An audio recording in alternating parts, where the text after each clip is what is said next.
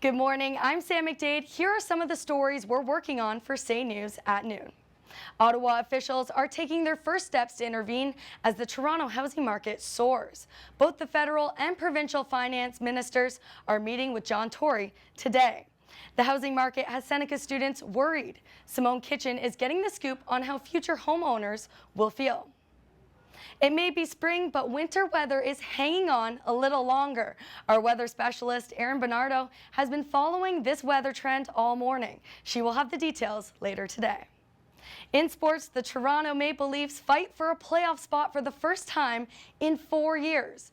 A big 2 points are up for grabs tonight. Can they beat the Tampa Bay Lightning? And from ice to turf, the Jays are having a rough time opening their season. Is it just a bumpy start? Or do Jays fans need to brace for a less than average season? Speaking of less than average results, Kendall Jenner starred in a new ad for Pepsi that eventually had to be pulled. These are some of the stories we're working on for Say News at noon. I'm Sam McDade. We'll see you in an hour. Well, the Toronto Marlies are in good hands under captain Andrew Campbell.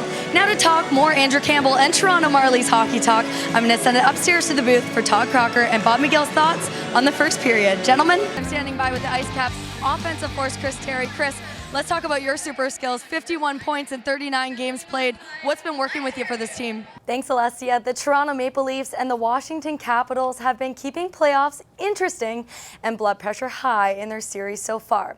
Both Game 1 and 2 needing extra minutes to resolve. Overall, this series sits at 1-1 after 2 in Washington. Austin Matthews and the Leafs back at home for Game 3 last night. It's safe to say the fans were pumped. First period, Oshie sends Backstrom, who passes to Schmidt. JVR and Zaitsev are caught puck watching. Backstrom finds a net. 2 minutes later, Ovi in his sweet spot hits a one-timer to beat Anderson. The Great 8 puts the Caps up 2-0. Bottom of the first, Matthews decides to take matters into his own hands, picks up his own rebound, and puts it away. Leafs trail by 1. Second period, Anderson makes the initial kick save, but it's beat by Backstrom on the second shot. Backstrom has 2 tonight. The Capitals are flying with 3 halfway through the second. Anderson comes up huge against TJ Oshie. Later, Kadri from the point shoots through traffic, gets deflected. He makes it look so easy. There it is again.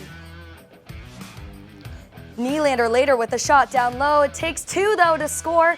This game's all tied up, 3 apiece heading into the last 20. Fans say, bring it on. Anderson lays out to stop Kuznetsov. Gets a little help from the post. In the other end, Lars Eller puts in some extra stick work that lands him in the box. Leafs will start overtime on the power play. Riley sees Kadri, who slides it to Bozak. Bozak, well, he ends it. Leafs take the series lead 2-1. The Leafs look in good shape heading into Game 4 in Toronto again. However, they will be without D-man Roman Polak, who will be undergoing surgery on his broken leg today from a hit in Game 2. Well, spring break may be coming to a close, but spring itself is just on the other side of this weekend. Let's take a look at our national weather map and see what weather we have in store. On Thursday, we have active weather over Manitoba, meaning rain, freezing temperatures across the prairies, and clear skies over the GTA. It's a current temperature of -4 in Toronto. If we look to the East Coast, they're getting a little bit of a break from the nor'easter they suffered from on Tuesday. However, that's not going to last. Let's take a look at Friday, and in specific, let's look at the GTA. Southern Ontario has clear skies. That high pressure system has moved to Northern Ontario.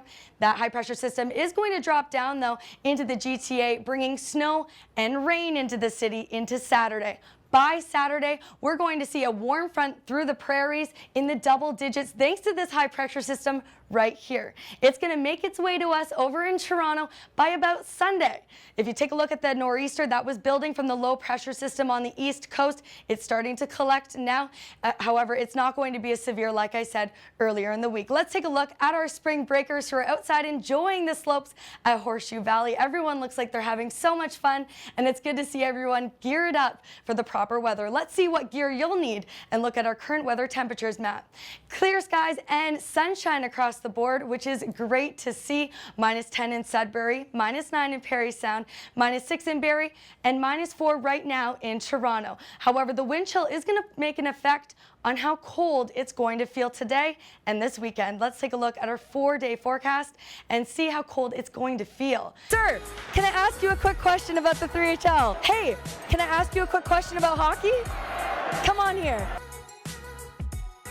What is Russia's hockey league? KHL. Okay, cool. Sweden's hockey league. Ooh, the Swedish Elite League. Yes.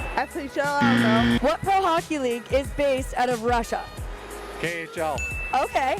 What pro hockey league is based out of Sweden? The Swedish Elite League. You're on a roll. You got to show your dad up. This one's for you, okay? What pro hockey league is based out of the United States?